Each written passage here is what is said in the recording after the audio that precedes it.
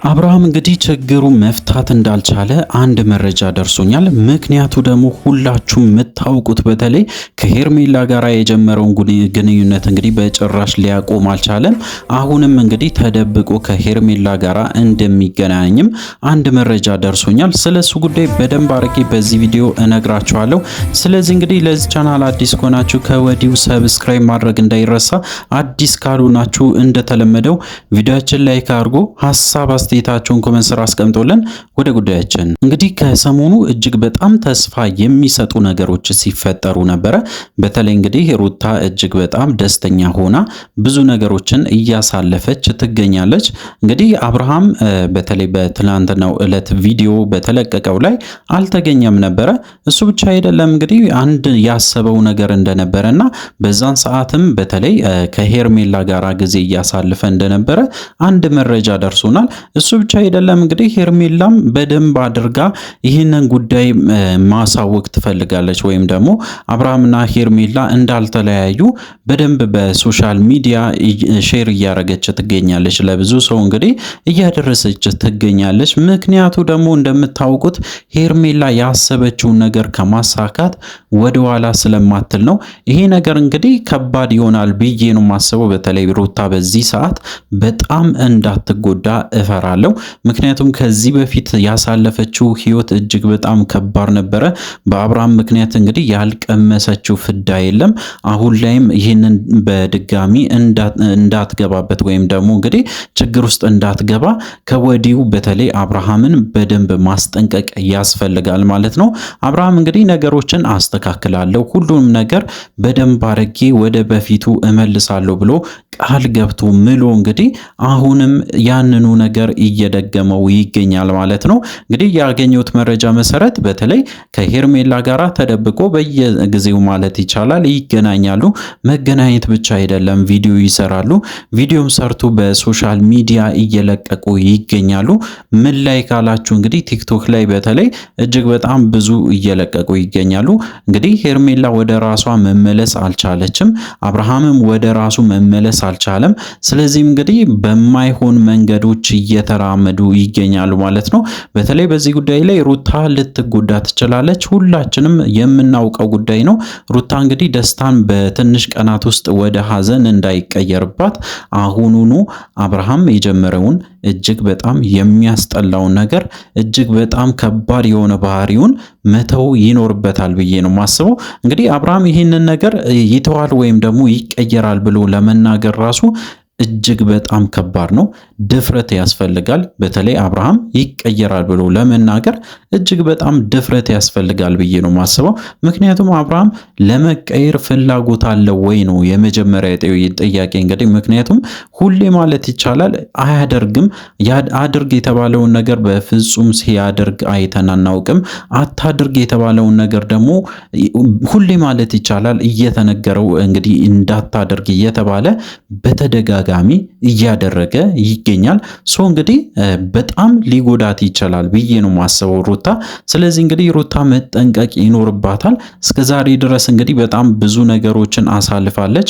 ከአሁን በኋላም ራሷን ችላ እንግዲህ መኖር ስለምችል በጣም መጠንቀቅ ይኖርባታል ብዬ ነው ማስበው። በተለይ እንግዲህ አብርሃም በማንኛውም ሰዓት ወደ ቤቷ ሊሄድ ይችላል። ምክንያቱም የራሴን ቤት ጭምር ነው ብሎ እንግዲህ ስለሚያስብ ሩታን በየቀኑ ሊያገኛት ይችላል። ነገር ግን ከሩታ ጋር ያለውን ግንኙነት አሪፍ አድርጎ ቢቀጥል ሁላችንም ደስተኞች ነን። ግን ምንድነው ማወቅ ያለባችሁ ነገር ሄርሜላ ከህይወቱ ካላስወጣ እንጂ ምንም ደስተኛ የሚባል ነገር አይፈጠርም፣ ወይም ደግሞ ደስታ አይፈጠርም ብዬ ነው ማስበው። ሶ እንግዲህ አዳዲስ ነገሮች እየተከሰቱ ይገኛሉ። ምክንያቱ ደግሞ እንግዲህ የሽምግልና ጉዳይ መጥቷል። ቢኒና ፈረንጁም እንግዲህ ወደ አዲስ አበባ መጥቶ አንዳንድ ነገሮችን እያስተካከሉ ነው። ሽማግሌዎቹም ወደ አዲስ አበባ እንደሚመጡ እርግጠኛ ሆኖ እንግዲህ ቢኒ ሲናገር ነበረ። ሶ እንግዲህ ወደ ሽምግልና ከተሄደ በኋላ ወይም ደግሞ እንግዲህ አብርሃምም ሩታም ወደ ሽምግልና ከሄዱ በኋላ ነገሮች ከተስተካከሉ እጅግ በጣም ብዙ ሰው በዚህ ጉዳይ ላይ ይደሰታል ብዬ ነው ማስበው። ሶ እንግዲህ ሽማግሌዎቹ ቀጠሮ ተይዞላቸዋል።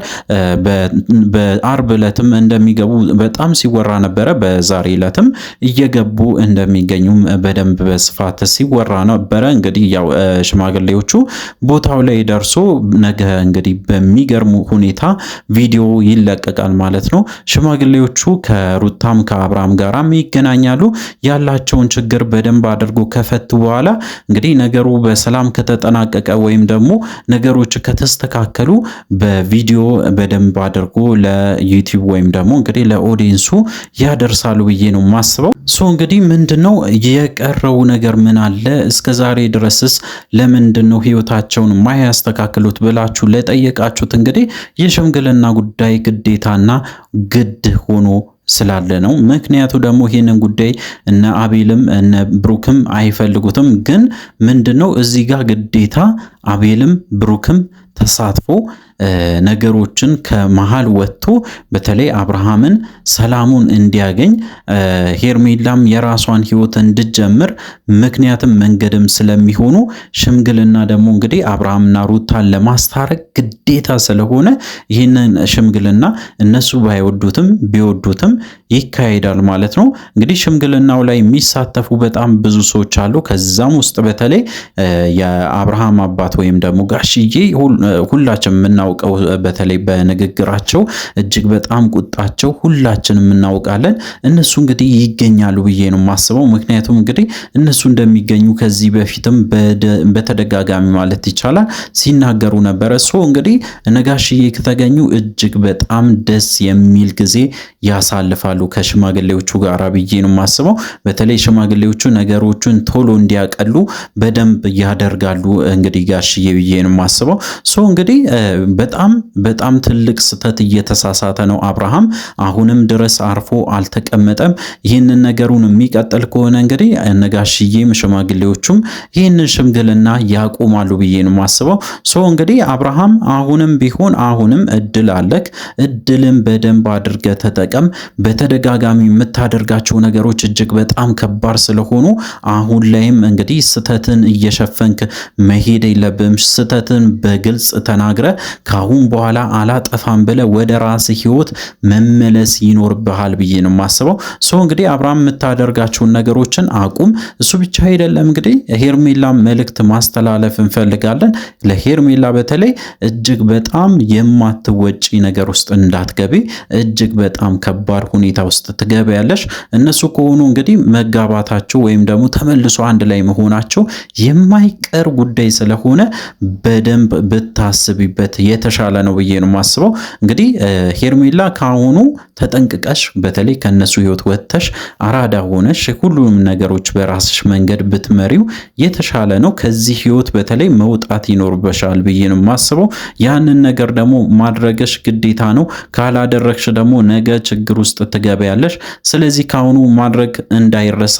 እሱ ብቻ አይደለም እንግዲህ አዳዲስ ነገሮችም ይፈጠራሉ ሰሞኑ በተለይ ከሽምግልና በኋላ አዳዲስ መረጃዎች ለእናንተ ለማድረስም ተዘጋጅተናል ማለት ነው። በተለይ አብርሃም ተቀይሮ ማየት እንፈልጋለን። አብርሃም እንግዲህ ሩታን ይቅርታ ጠይቆ ሁሉም ነገሮችን አስተካክሎ መመለሱ ወደ ቤቱ መመለሱ እጅግ በጣም ሁላችንም የሚያስደስት ጉዳይ ስለሆነ አሁንም ቢሆን አብርሃም እድልን ተጠቀም።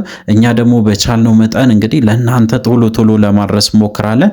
በተለይ አዲስ ከሆናችሁ ከወዲሁ ለዚህ ቻናል ሰብስክራይብ ማድረግ ግድ ነው የሚለው። እንግዲህ አዲስ ካልሆናችሁ ደግሞ እንደተለመደው ቪዲዮአችን ላይ ካርጉ ሐሳብ አስተያየታችሁን ኮሜንት ስራ አስቀምጡልን። እንግዲህ አዳዲስ ነገሮች ሲኖሩ ለእናንተ ለማድረስ ሞክራለን። እስከዛው እንግዲህ ለዚህ ቻናል አዲስ ከሆናችሁ ከወዲሁ ሰብስክራይብ አድርጋችሁ ጠብቁን። በሚቀጥለው ቪዲዮ እስከምንገናኝ ድረስ በያላችሁበት ጤናና ሰላም ይሁንላችሁ።